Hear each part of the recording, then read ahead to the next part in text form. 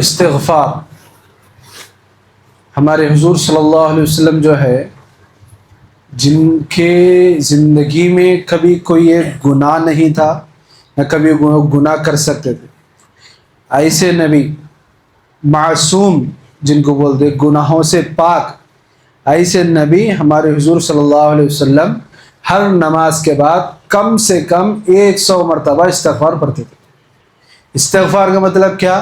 اللہ تعالیٰ سے مغفرت طلب کرنا، گویا کہ ہمیں معافی مانگتے ہیں اللہ تبارک و تعالیٰ سے۔ استغفر اللہ مطلب اے اللہ تو ہماری مغفرت فرماؤ۔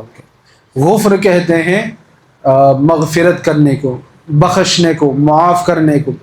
صرف یہاں تک کچھ نہیں آتا، یہ غفران کا مطلب جو ہے بہت زیادہ وسعت میں آتا ہے۔ جیسے حضرت حسن بصری رضی اللہ تعالیٰ عنہ کے پاس جو ہے ذرے لوگ آئے، گاؤں میں بارش نہیں ہو رہی، کھیتی صحیح نہیں پک رہی، سب پریشانیاں چل رہے گاؤں میں، حضور کیا تو بھی کچھ تو بھی حل بتائیے ہمارے واسطے۔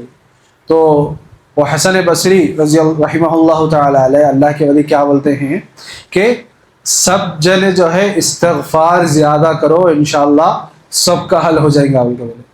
لوگ پریشان ہو گئے، کیا حضرت ہماری پیک نہیں آتی ہے بولے تو بھی استغفار کرو بولتے ہیں، بارش نہیں آتی ہے بولے تو بھی استغفار کرو بولتے ہیں، بلکہ بولے تو انہوں حضرت حسن بصری رحمہ اللہ تعالیٰ قرآن کی ایک آیت پڑھ کو سنیں، استغفروا ربکم انہ کان غفارا، تم لوگ استغفار کرتے رہو، اللہ تبارک و تعالیٰ بے شک تمہیں بخشنے والا ہے۔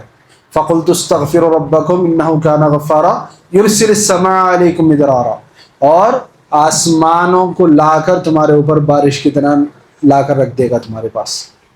بولنے کی بات کیا ہے؟ یہ قرآن پاک کے ذریعے سے ہم کو ایک طریقہ مل رہا ہے کہ انسان کو کیسی بھی مشکل آن دو، توبہ کرتے رہنا چاہیے، استغفار کرتے رہنا چاہیے۔ ہمارے نامہ اعمال میں جو ہے لسٹ بہت لمبی ہے، چھوٹی ہے بلکہ نہیں۔ جگتا زیادہ ہمیں کثرت سے استغفار کرتے رہیں گے، نہ جانے ایسا کون سا لمحہ رہیں گا ہمارے دل سے، سچ میں اگر استغفار دل سے اگر نکل گیا تو اللہ تبارک و تعالیٰ اسی کو اسی وقت قبول فرما لیتا۔ حضرت امام احمد بن حنبل، اللہ کے ایک بہت بڑے بندے گزرے ہیں جن کا نام حضرت امام احمد بن حنبل ہے۔ انہوں ایک مرتبہ کسی دوسرے گاؤں کو گئے، کسی کام کی وجہ سے، دین کے کام کی وجہ سے، جو بھی ہے۔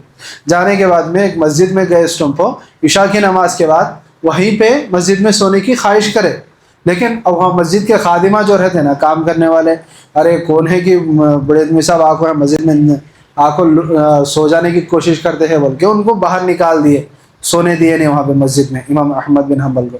اب انہوں جیسے باہر چلے گئے، کوئی ایک بندہ تھا جو روٹی وغیرہ بناتا تھا، انہیں دیکھا، ایسا نکال دیا، تو ان کی نئے آدمی لکھ رہے ہیں، گاؤں والے نئی سرکار ہے، ان کا آپ چلو میرے ساتھ بول کے بلا لے کے گیا ان کو۔ جانے کے بعد میں ان کے جو بھی بھٹی وغیرہ تھی بنانے کی، وہاں پہ جانے کے بعد میں وہ بندہ کام کرتے کرتے کرتے استغفار پڑھ لیتے بیٹھا۔ وہ بندے کو نہیں معلوم انہوں کون ہے بول کے، انہیں جو ہے خالی استغفر اللہ بول کے دل میں آہستہ آہستہ ذکر کر لیتا رہا۔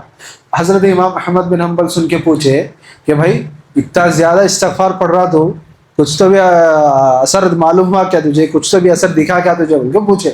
وہ بندہ کیا بولا، میری زندگی میں 2 دعائیں کیا تھا میں، ایک دعا جو کیا تھا وہ آلریڈی پوری ہو گئی، دوسری دعا یہ کرا ہوں کہ مجھے احمد بن حنبل سے ملاقات کرا دے بول کے۔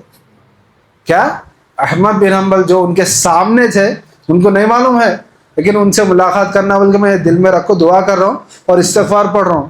تو جیسے ہی امام احمد بن حنبل سنے، رو کر لیے انہوں، استغفار کا کتنا بڑا مرتبہ ہے بولنے کے بعد میں بولے تیرا استغفار تجھے احمد بن حنبل سے بھی ملاقات کرا دیا۔ اب آخر میں ماحصل بات کیا ہے کہ امام احمد بن حنبل بھی استغفار کثرت سے کیا کرتے تھے۔ ہمارے کو سیکھنا کیا ہے اس سے؟ استغفار کرتے رہنا۔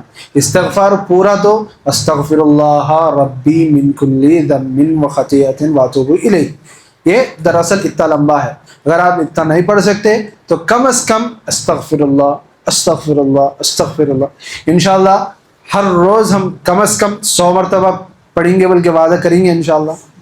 رمضان کا مہینہ چلتا ہے، کم سے کم 100 مرتبہ، ایک دن ایک نماز میں 100 مرتبہ نہ کھولو، پورے دن میں کہیں نہ کہیں ادھر 10 ادھر 10 کر کے 100 پڑھ لیں گے انشاءاللہ. چلیے ماشاء اللہ ماشاء اللہ.